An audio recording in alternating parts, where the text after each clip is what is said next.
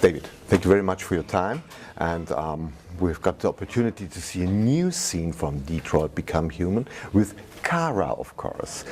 Maybe before we go into deep in the scene, could you just tell a little bit about Kara, because it was the first character. There's no Detroit Become Human in your mind, so how come from Kara to Detroit? So we introduced the character of Kara, I think in 2012, in a short video that you can still see on YouTube. And it was just initially a tech demo to test different technologies we had regarding emotion. And we basically wanted to see how much emotion we could get in a real-time 3D characters in our engine. And we just wrote this short that was 4 minutes long maybe, and it was about this young android who was built in front of you, and suddenly she feels that she's alive and she wants to leave. She doesn't want just to be disassembled. And this short video moved millions of people on the net, and it's been a very intriguing experience for us, because it was just a test initially, and the response been so strong that we had to think, okay, what happens to Kara when she leaves this factory? This robot who was just supposed to be, you know, to obey and be a slave, and she felt she was alive and had consciousness. What would happen to her when she leaves the factory? And this is how everything started. I mean, we started thinking, okay, what's the world outside? And we thought, okay, it's going to be our world 20 years from now. What is the city? And we thought Detroit would be a fantastic city, because it used to be the automobile industry years ago, and then it went through difficult times. But there are still these huge factories, and we thought if an Android industry had to start somewhere in the world, where would it be? And we thought, wow, Detroit would be the perfect city for that. And this is how everything started. So we introduced the game, I think 2 years ago here at Paris Games Week with a teaser. And since then we introduced 2 other characters. One is called Connor. He's an android investigator. He's chasing deviants, disobeying androids. So he's on the human side, but he's an android. And then we introduced at E3 this year the character of Marcus, who is an android also. We only play androids in this game, and is the leader of the android revolution. So the player will have to play these 3 characters scene by scene. So it's not you choose one and you play the entire game. It's you need to play the 3. And there are 3 real stories. They are all interlaced. So what you do with one character may have an impact on the others. So it's a big story, and for us the most important thing in this game was to create a game that would be truly bending, which means that your actions as the player have a very strong impact on the story. So it's not smoke and mirrors, it's not a line of dialogue changing here and there.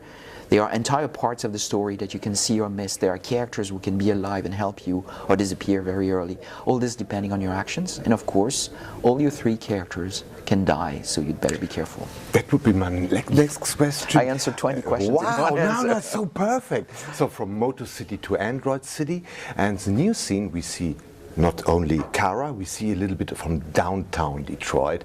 It's a shady part with a very brutal Todd. He's a drug addict. His wife left him, and his small little daughter, it's not very subtle, but his small daughter is in Wayne. So we see Kara breaking from her role, and it is shown as really breaking a wall. How do you come for this visuality to break a wall, this pushing a red, what is it, a red wall? I don't want to reveal too much about the game, of course, can't spoil. What I can say is that androids at the beginning are just obedient androids. They have a program, and when they receive an order, they obey. That's what they were programmed for. But all 3 androids may go through certain events that will make them react and maybe want to go through their instructions and not obey anymore. And this wall that you can see, it represents a program, and it's something she needs to go through, she needs to destroy in order to get her freedom.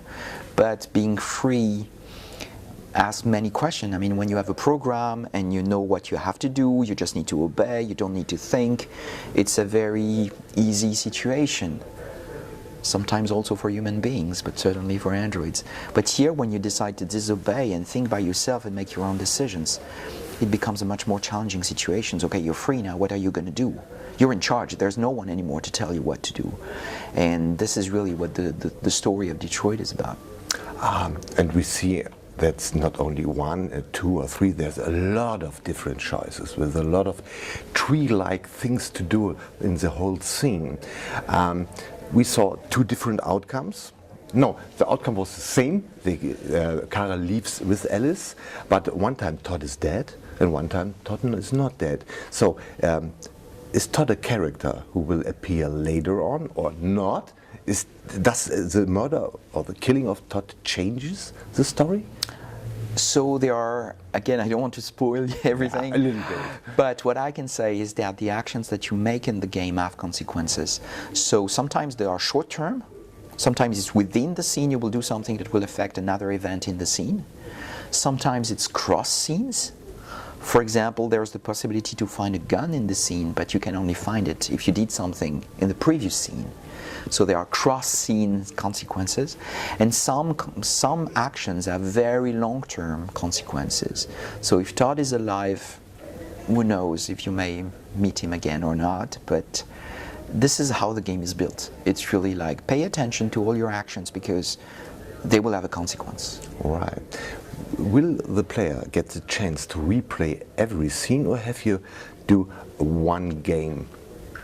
That's a serious discussion we have at the studio. I wanted to lock the first walkthrough and say, you know what, you can't go back in the first time you play. But the second time you play, once you've completed the game, you can go back and replay the scenes in any order and jump and do whatever you want. But I thought that the first walkthrough should be one story. It should be your choices, bear with the consequences of your action, whether they are good or bad, but it's your story and it's unique. It's like your DNA, it's unique. Right. And the discussion at the studio with the team right now is, oh, you can't do this. I mean, some people buy the game, they want to be able to do whatever they want, and I think they're right. But I would definitely recommend that players bear with the consequences of their actions in the first walkthrough and just don't go back in the first walkthrough is my recommendation. I made the same recommendation for Heavy Rain, for example, and I know that many players listen to me and play the game in one walkthrough before going back. I would recommend the same for Detroit.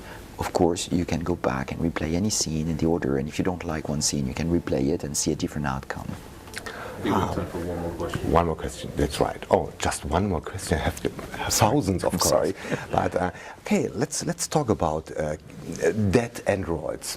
You say even the main characters could die in the game at an early stage, so I can have to do the game without a Kara? That's a possibility? Kara can die in this scene. In this very scene we saw? Yeah, we're very early in the game and she can die. Wow. So the idea was to be, really to send the message to the player, you need to care for what happens because there will be consequences to your actions. So we didn't want to make a game that would be incredibly difficult and all characters would die every second. But we just wanted to send the message to the player, be careful because this is serious, this is your experience. If you want to save Kara, you'd better be focused on the game and really make the right decisions and make the right choices. Wow. So yeah, that's a choice. And actually in the scene you saw, we just show you two outcomes. But there are many ways of playing this scene. There are many different things that can have different consequences in the later scenes. The starting conditions of the scene themselves depend on what you've done before. And there will be many outcomes to this scene and many ways to play it that may have consequences later in the game. And of course, Kara can die in this scene. So better be careful. Oh, I will be. I will be. So, David, thank you very much for your time. My pleasure. Just start playing. Great.